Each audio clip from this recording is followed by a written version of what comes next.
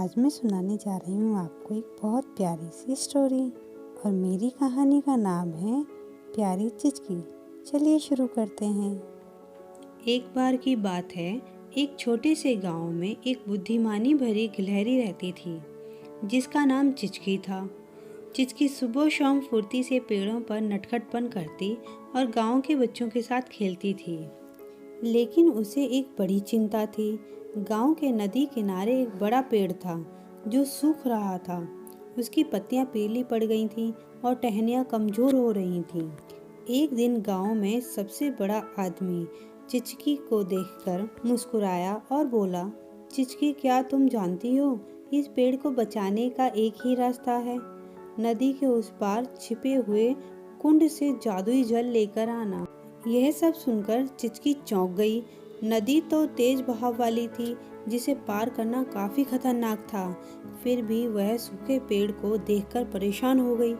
उसने हौसला किया और बूढ़े आदमी से रास्ता जानकर नदी की तरफ निकल पड़ी। नदी किनारे पहुंचकर चिचकी कांपने लगी। पानी का जोरदार बहाव और उसकी कमजोरी उसकी हिम्मत को कमजोर कर रहा था। तभी आसमान में उड़ते हुए बूढ़े चील की आवाज सुनाई दी। तभी चील चिचकी से बोला, चिचकी, घबराओ मत, मेरी पीठ पर चढ़ जाओ, मैं तुम्हें उस पार पहुंचा दूंगा। चील की दयालुता से चिचकी का दिल खुश हो गया और वह डर को भूलकर चील की पीठ पर चढ़ गई। चील हवा में ऊंची उड़ी और थोड़ी ही देर में चिचकी को जादुई कुंड के पास छोड़ दिया। कुंड से जादुई जल भरकर चिचकी वापस लौटी। रास्ते में उसने अपने दोस्त बंदरों से मदद ली जिन्होंने पेड़ पर चढ़ने में उसे सहारा दिया। आखिरकार उसने सूखे पेड़ की जड़ों में जादुई जल डाल दिया।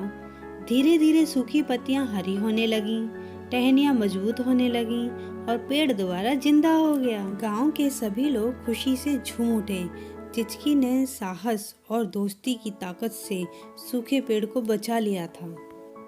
इस दिन से गांव के लोग नदी, पहाड़ और जंगल सभी मिलकर पेड़ों की देखभाल करने लगे और चिचकी उनकी छोटी सी लेकिन बुद्धिमानी भरी रानी बन गई।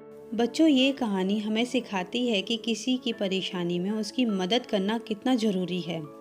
साथ ही प्रकृति की देखभाल करना और पेड़ों को बचाना कितना महत्वपूर्ण है। तभी तो हमारी जिंदगी और हमारी धरती दोनों खुशहाल रहेंगी। ऐसी ही मजेदार कहानियाँ सुनने के लिए चैनल के साथ बने रहें।